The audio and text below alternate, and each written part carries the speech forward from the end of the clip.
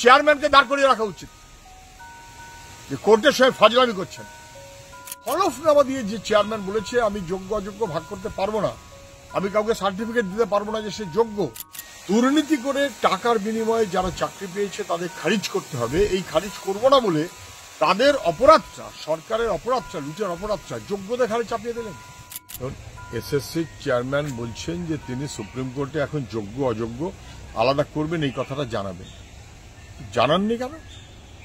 Court তো বারে বারে বলেছে, আন্দোলনকারীরা বারে বারে বলেছে, আমরা বারে বারে বলেছি, এটা কখনোই সত্য নয় যে যারা চাকরি করছেন তারা সবাই অযোগ্য।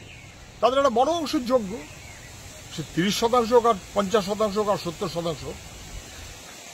দুর্নীতি করে টাকার বিনিময়ে যারা চাকরি পেয়েছে তাদের খারিজ করতে হবে, এই খারিজ করবো না বলে তাদের অপরাধটা, সরকারের অপরাধটা, লুটের অপরাধটা যোগ্যদের ঘাড়ে চাপিয়ে দিলেন।